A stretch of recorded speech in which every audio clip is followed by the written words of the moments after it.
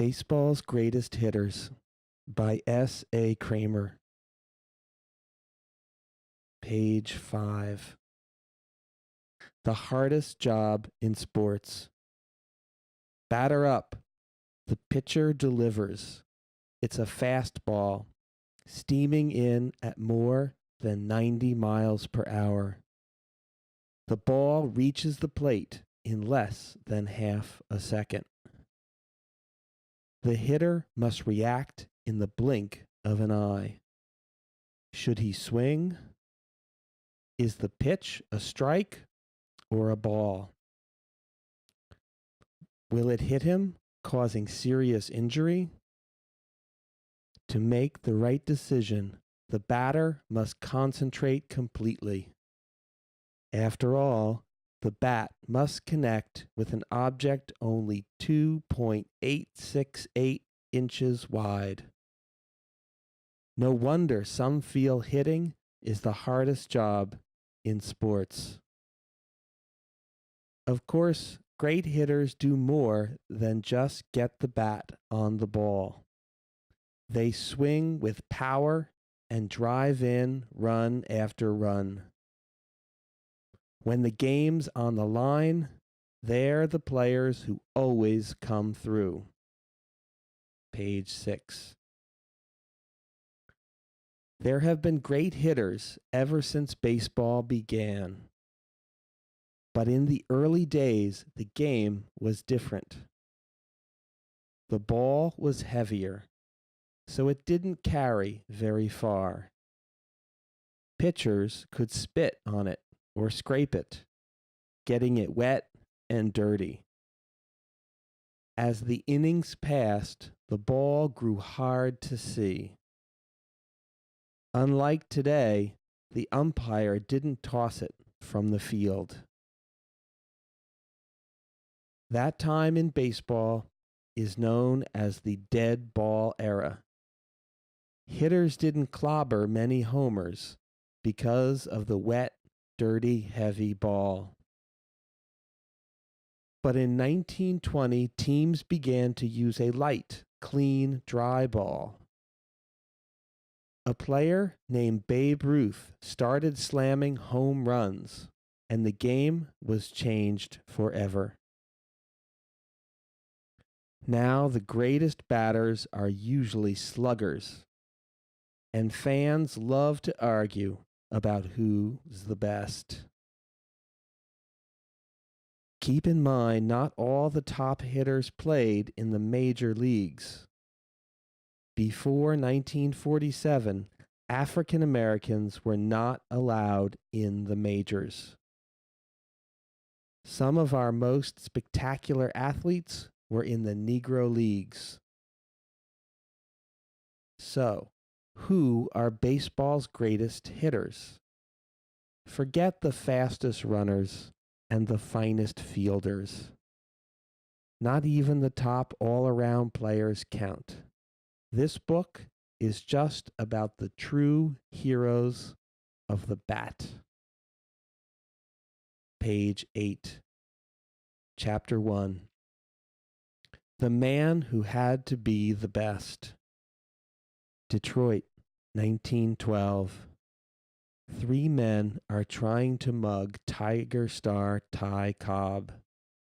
But Ty battles back. He's not about to let himself be robbed. Ty's a fighter, even when he's playing ball. He's been known to climb into the stands and slug a fan who's booed him. Once, when he was heckled, he threw his bat into the seats. He shouts at umpires and spikes fielders guarding the bases. Many players think Ty is insane. But now he is fighting for his life. One of the men has a knife. He stabs Ty in the back, and blood pours from the 5-inch wound. That just makes Ty angrier. He starts to punch fast and hard. Two of the men flee, but Ty chases the third down. He hits him so many times, he believes he's killed him. Ty's own wound is serious, yet he refuses to see a doctor. Wearing a homemade bandage, he plays the next day. Blood soaks the dressing, but Ty slams a double and a triple. Not even a stabbing can stop him. Ty would always do anything to succeed. I've got to be first in everything, he said. He didn't just slide into a base, he flew spikes first at a fielder. Players knew he'd tried for the extra base, so they rushed their throws and made errors. But it was pitchers who feared Ty the most. He did whatever he could think of to annoy them. On deck, he would grit his teeth, swinging 3 bats at a time. With his hooked nose and small eyes, he looked mean. When he walked to the plate, he'd often shout out an insult. Sometimes he'd bend over and shake his rear end at the pitcher. Once, at bat, he kept his back to the mound. The confused hurler fired 4 balls in a row. Ty could hit any pitch, so no one was sure what to throw him. He always choked up on his short bat, hands apart on the handle, his knees bent slightly as he held the bat away from his body. A tricky hitter, Ty did what no one expected. But he always made contact with the ball. Since he played mostly in the dead ball era, he rarely belted homers. Still, he drove in run after run and was probably the best bunter ever. By 1925, everyone wanted to be a slugger. That's when Ty pulled one of the greatest batting feats ever. He announced he would, for the first time, be deliberately going for home runs. To prove he could hit homers if he wanted to, he smacked 3 in one game and 2 in the next. Page 12.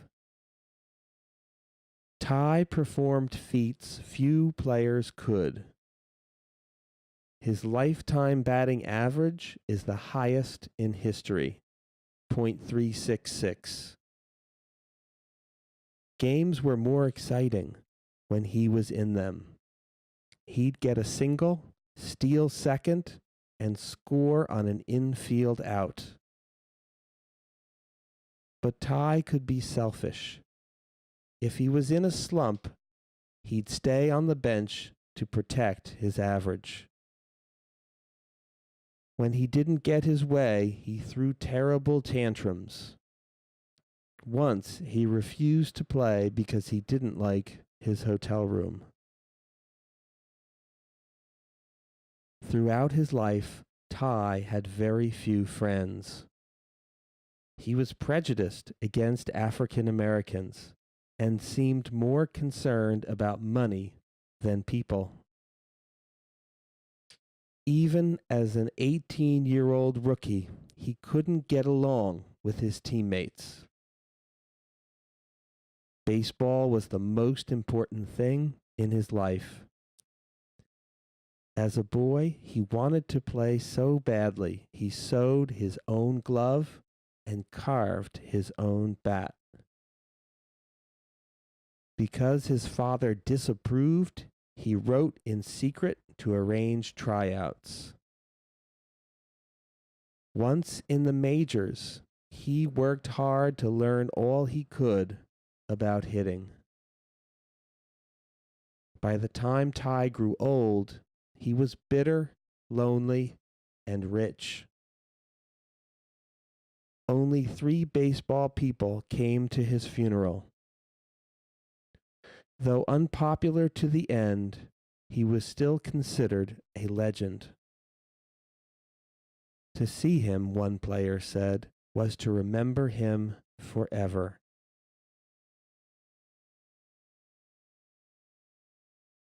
Tyrus Raymond Ty Cobb, the Georgia Peach, 1886 to 1961.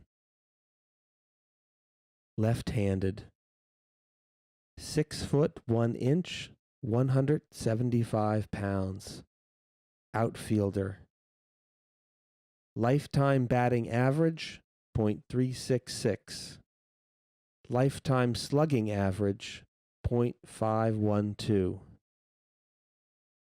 Career, 1905 to 1928, mostly with the Detroit Tigers. Hall of Fame. Great feats. Has the highest lifetime batting average. Has the second most lifetime hits, 4,191. Is second in runs scored, 2,246. Is second in triples, 295, and fourth in doubles, 724. Is fourth in stolen bases, 891, and sixth in RBIs, 1,937. Is fifth in total bases, 5,854. Batted over .300 for 23 years, over .400 3 times, and won 10 American League batting titles. Is ninth in on-base percentage, .433 with 9 200-hit seasons. Was the youngest to win a batting crown. He was 20 in 1907 and hit .350. And the youngest to ever get 1,000 hits. Greatest feat? In 1911, he batted .420 with 127 RBIs, 147 runs scored, 248 hits, and 83 stolen bases. One of the greatest seasons ever. Page 17, Chapter 2, The First Slugger. It's the third game of the 1932 World Series. The New York Yankees are in Chicago to face the Cubs. The score is tied in the top of the 5th inning when Yankee slugger Babe Ruth comes out on deck. Babe is baseball's first power hitter. By clouting homer after homer, he has changed the game more than anyone else. But he's 37 now. Is he too old to hit anymore? Babe, however, still believes in himself. Cub fans boo as Babe steps into the batter's box. Players on the Cub bench heckle him. When the first pitch is a strike, some shout, "Baboon, potbelly." Babe, who is overweight, grins and raises one finger. For years, he had trouble keeping himself in shape. He won't exercise like his teammates or follow a diet. For breakfast, he eats 18 egg omelets. 6 hot dogs and 6 sodas make up a snack. At dinner, he wolfs down 2 whole fried chickens. The next 2 pitches are balls, but the third is a strike. The fans scream and yell. A Cub shouts, "You're just a tramp." Will Babe strike out? He does go after a lot of bad pitches. He never chokes up on the bat, and he always takes a big swing. He tries to sock the ball so hard that he sometimes spins around when he misses. But mostly, he connects. Babe can homer on a pitch just above his shoes. He can whack a ball so low and hard, he fears one day he'll kill a pitcher. Babe rubs some dirt on his hands. He looks at the Cub dugout and raises 2 fingers. He's down 2 strikes, but there's 1 left to go. Babe says aloud, "It only takes 1 to hit it." Some people think he points to the center field bleachers.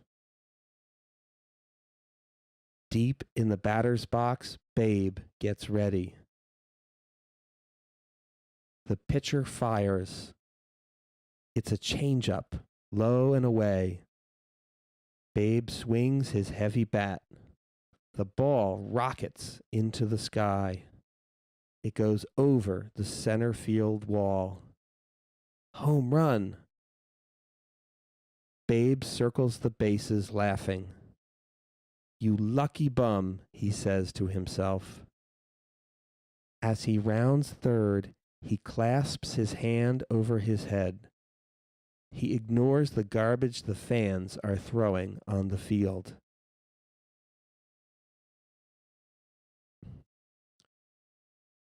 Page 20. The Yankees win this game, and then the series. Babe's at-bat becomes one of the most famous ever. His legend grows all the greater. Yet, even before that clout, Babe was the best known American in the world. For years, crowds followed him wherever he went. Stadium attendance tripled for games he played in. Before Babe, a player could hit just 10 homers, yet lead the league. Then, in 1919, Babe slammed 29. The rest of his team managed only 4. This feat seemed even greater since Babe was best known as a pitcher. In 1920, he became a full-time outfielder. That year, he hammered 54 home runs. That wasn't just more than any other player. It was more than any American League team. Yet when he was young, no one felt he would amount to much. By the age of 8, he was cutting classes, stealing, and chewing tobacco. He had to be put in reform school. Babe was always in trouble, but he was also generous and kind. In school, he bought candy for the small boys and took the blame for their pranks. People didn't seem to notice he was ugly. They just saw his joyful smile. After he became famous, he visited sick children in the hospital. Time after time, he would leave $100 behind. When he died at 53, the whole world mourned. No man was more a baseball hero than Babe.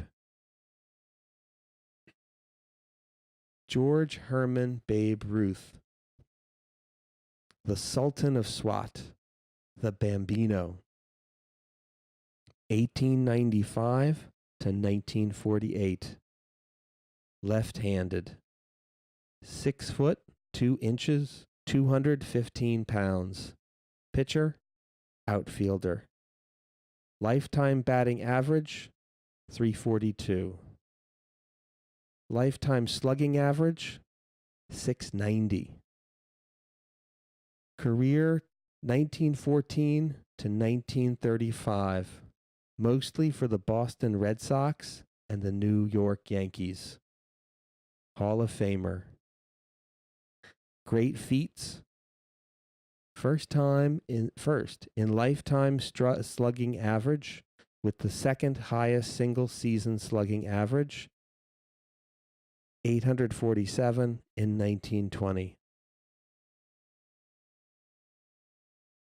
Was the greatest run producer ever. Drove in a run every 3.79 times at bat. In 1921, he had the most total bases, 457, and the most extra base hits, 119, of any single season. Is third in total walks, 2,056, and fourth for the most walks in a single season, 107, and sixth in total bases, 5,793.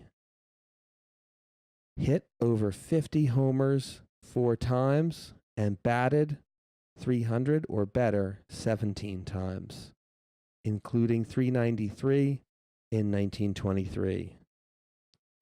His greatest feat, in 1921, he batted 378 with 59 homers, 171 RBIs, 177 runs scored, 44 doubles, 16 triples, 144 walks, 17 stolen bases, and a slugging average of 846, a display of power never equaled.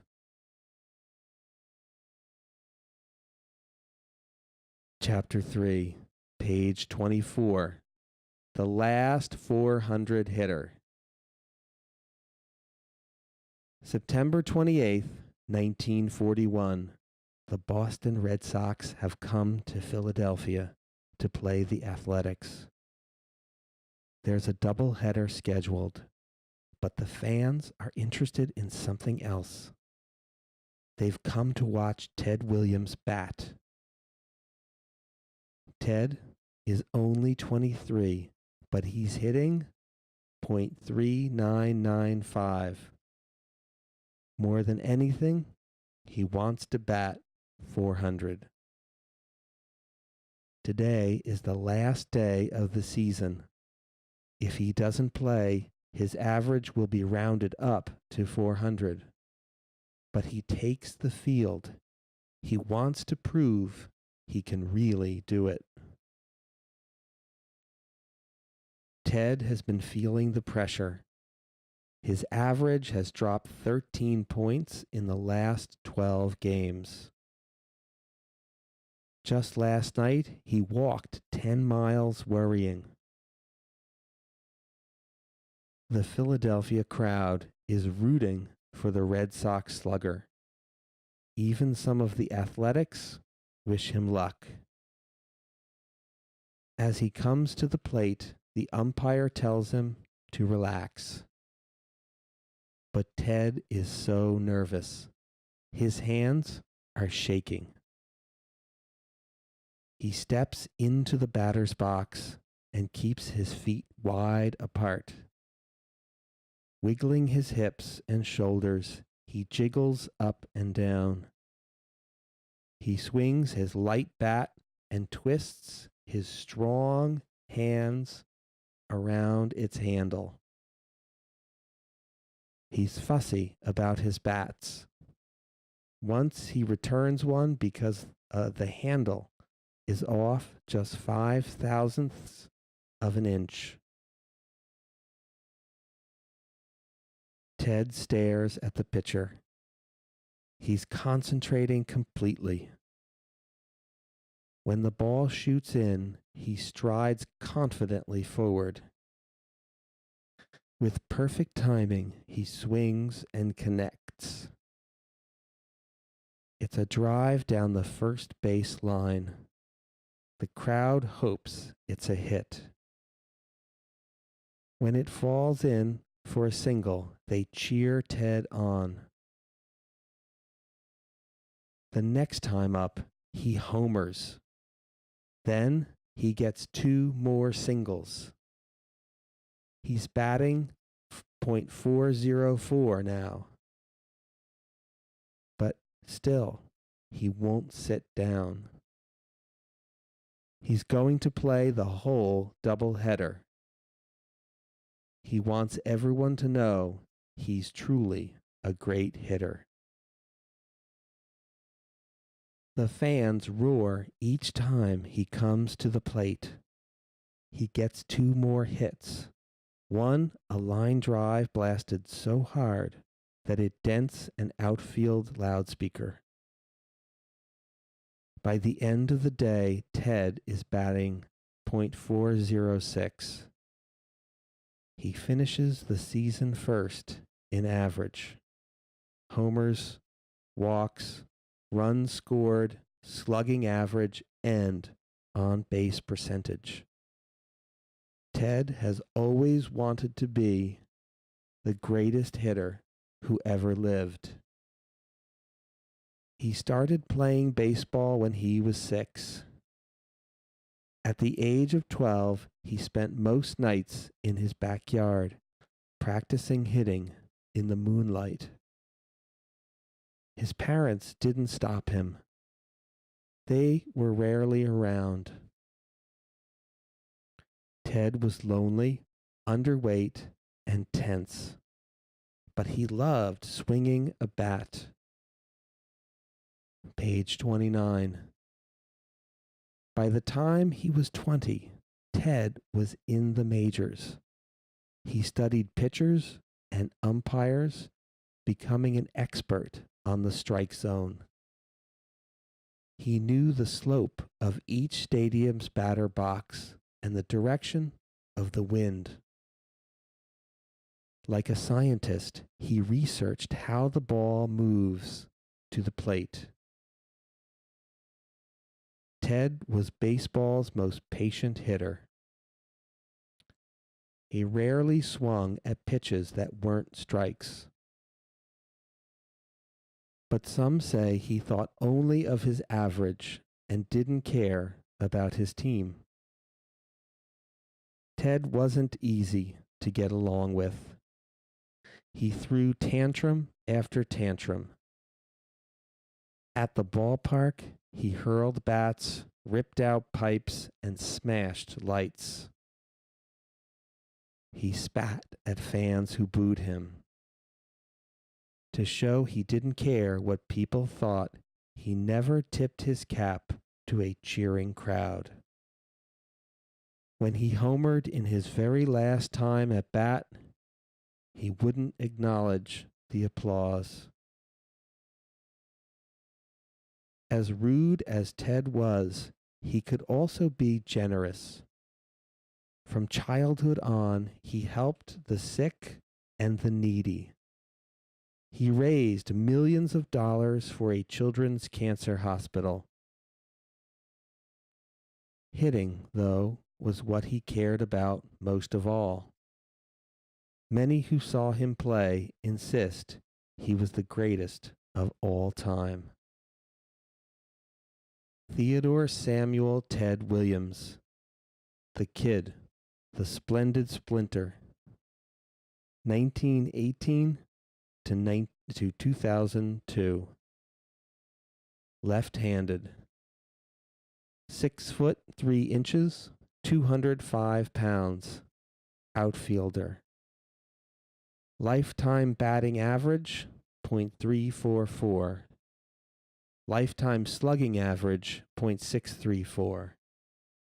Career, 1939 to 1960, with the Boston Red Sox.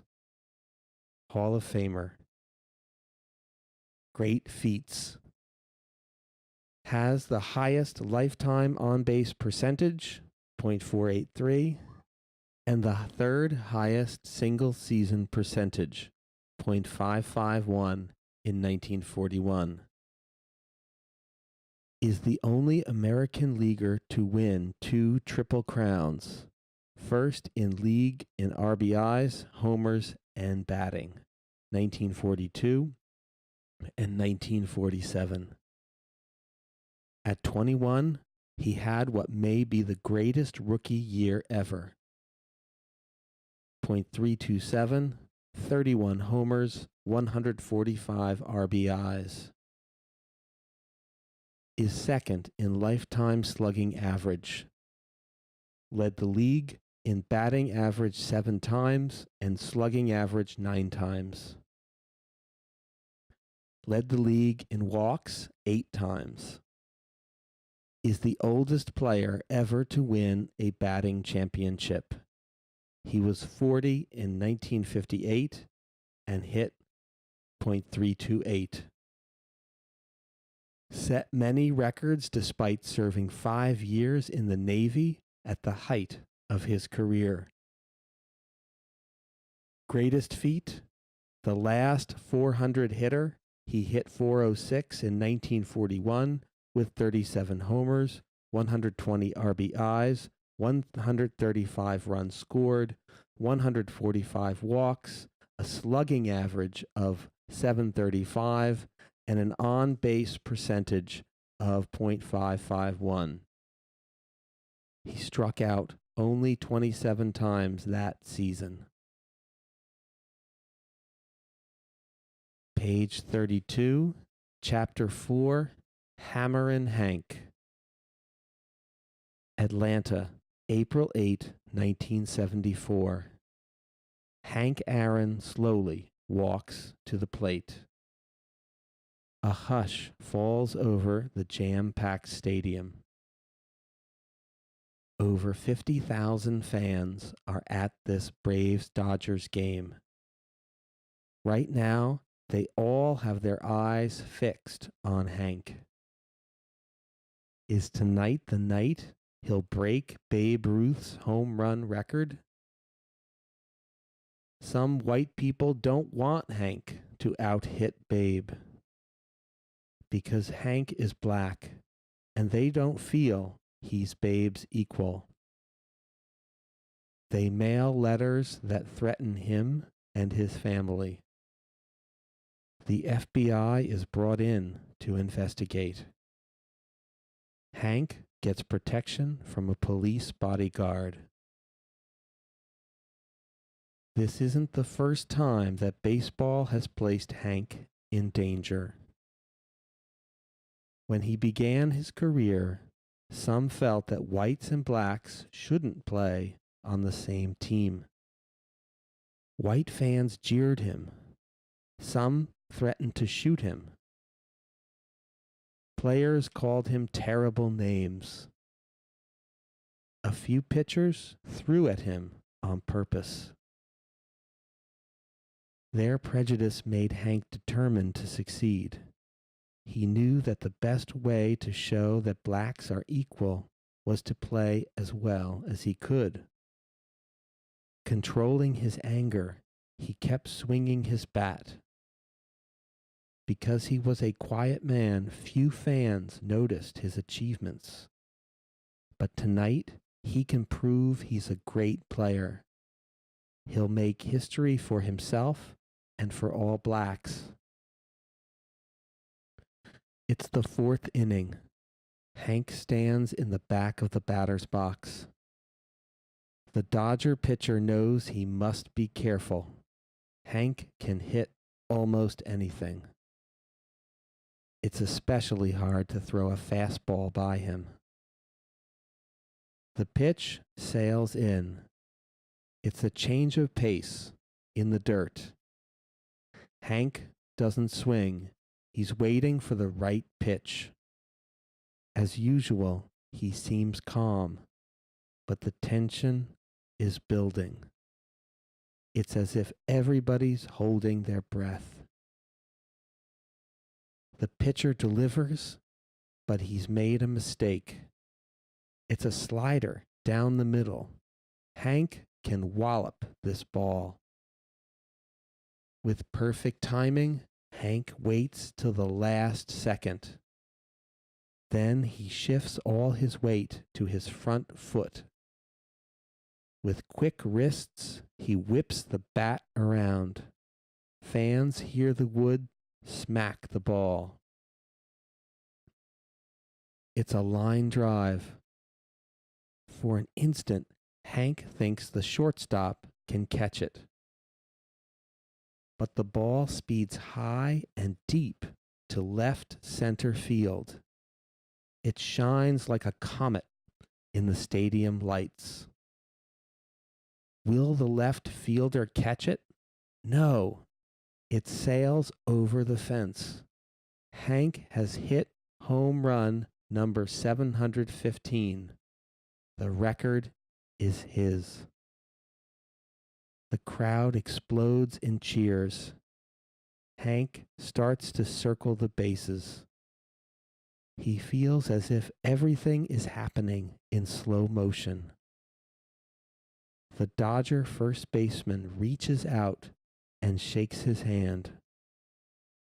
Two college students race from the stands and pat him on the back as he rounds second. At home plate, all his teammates congratulate him. They try to lift him onto their shoulders, but Hank won't let them. He wants to embrace his parents, who have come out onto the field. Later, he says, "I never knew that my mother could hug so tight." Hank begins to cry. He's both happy and relieved. "Thank God it's over," he says after the game. Page 37. Hank Aaron held baseball's record for the most home runs for 33 years. And he still holds the record for the most runs batted in. The greatness he achieved came only after years of struggle. Born poor in Alabama, Hank often had no money to buy baseballs. So he made his own by rolling stockings around golf balls. At 18, he became a professional player, even though his mother wanted him to teach school. He hit steadily and well, but few felt he was a true power hitter. He never showed emotion and didn't have a flashy style. Despite his excellence, there always seemed to be a bigger star. But season after season, Hank produced runs. It was his consistency as a hitter that made him great. The record shows, as one writer said, that Hank was the man who did the most with a baseball bat. Henry Louis Hank Aaron, Hammerin' Hank, born 1934, right-handed, 6 foot, 180 pounds, outfielder. Lifetime batting average, 305. Lifetime slugging average, 555.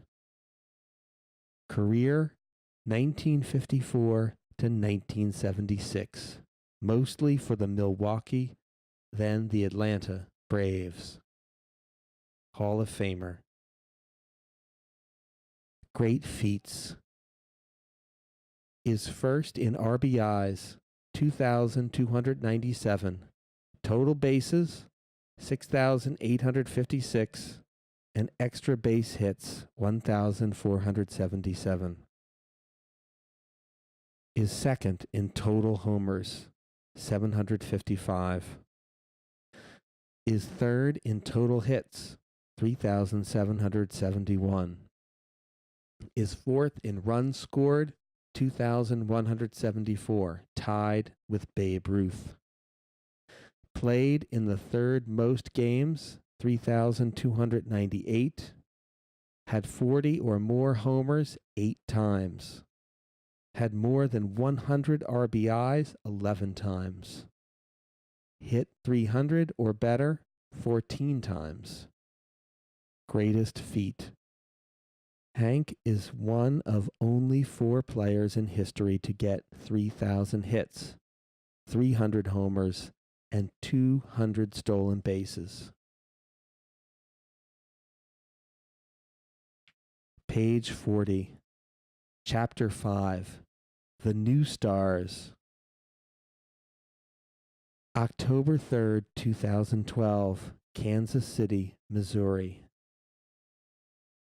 The Detroit Tigers are playing their final game of the regular season against the Kansas City Royals.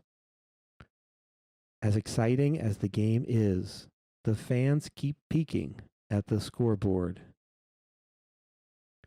That's where the news about Tiger slugger Miguel Cabrera will be flashed. Can Miggy make history? Will he pull off one of baseball's greatest feats? Fans can't believe that on one of the most important nights of his life, the big guy is just relaxing in the dugout, joking in Spanish with teammates in that easy way of his. In the 4th inning, Miggy leaves the game. Fans leap to their feet to give him a standing ovation. Shy Miggy hates fuss, but he knows this cheering is a sign of respect. He comes out of the dugout, grins, and waves his cap to the crowd. Finally, it's official in the 6th inning. Miggy has won the Triple Crown. He's the first player in 45 years to finish the season with his league's highest batting average, 330. Most home runs, 44, and most RBIs, 139. His sharp eye, quick swing, and steadiness in the clutch have made him just the 14th player ever to take home the Triple Crown. Page 42. In the clubhouse, teammates rush to hug him. Reporters shout questions. But he's a man of few words, uncomfortable in the spotlight. Standing in front of his locker, he's unsure of what to say. Right now, he offers to reporters, it's an unbelievable feeling. Then he gives a big, meaningful sigh. Wow, he tells them. And that one word says it all. It takes a special player to win the Triple Crown, one who hits for both average and power. And yet, despite all his talent, Miggy nearly ruined his career.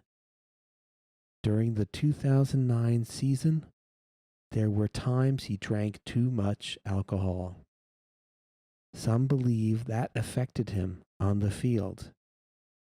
Then, one night, he got drunk and had a run-in with the police. In 2011, he was in trouble again, arrested on a charge of driving drunk. He'd hit bottom, and he knew it. He made up his mind to get clean of alcohol and stay that way. And he has. Page 43. But Miggy wasn't the only player in baseball who needed to get clean. Some athletes were using substances the game bans. performance-enhancing drugs, PEDs. Beginning in the late 1980s, some hitters took these drugs to get more powerful at the plate. Some pitchers used them to increase their endurance. Even players who were already superstars took them to build up muscles, strengthen bones, and boost energy. The drugs allowed them to train harder and longer, suffer fewer injuries, and heal faster if they got hurt. Suddenly, skinny men became muscular, as though they've lifted the heaviest weights all their lives. Even guys who were naturally big bulked up. More and more balls started clearing the fences, even those hit by players who had never homered much before. In 1998, Mark McGwire set a new home run record, 70, the most in a single season. But it only took 3 years for it to be broken by Barry Bonds, who hit 73. In 2007, he broke another record for the most career home runs. But by then, many suspected that both men had used PEDs. Fans and officials wanted to know who was breaking the rules and who wasn't. Which records were real and which were influenced by drugs. Players who were clean insisted that those who used PEDs had an unfair advantage. Page 45. Barry and Mark were not alone in being suspected of PED use. Some of baseball's top stars did not make the Hall of Fame because of that very reason. Even pitchers like the great Roger Clemens were accused of using and lying about it. Almost every player caught up in the PED scandal denied doing anything wrong. Some still do. Others, like Mark McGwire, finally confessed. The scandal hit its peak in 2013. That's when National League MVP Ryan Braun was suspended for part of the season after his denial of drug use turned out to be a lie. Even more shocking, Alex Rodriguez, one of baseball's best ever, was found to be using PEDs for a second time and was suspended for the entire 2014 season. Now, though, fans believe the worst is over. Baseball, they hope, is on its way back to being a clean game. That's due to a new generation of players who don't believe in using drugs. No one represents this more than Mike Trout of the Los Angeles Angels of Anaheim. Mike is a modest superstar who has announced he supports a lifetime ban for any player who uses PEDs. Kids see him as a role model, and he takes that responsibility seriously. He lives what he preaches, and he uses his clout to guard the honor of the game he loves. And clout he has, since he is already considered by many to be the most productive hitter in baseball today. One of the few who hit for power and average and also steal bases, he's such a good all-around athlete, he even fields well.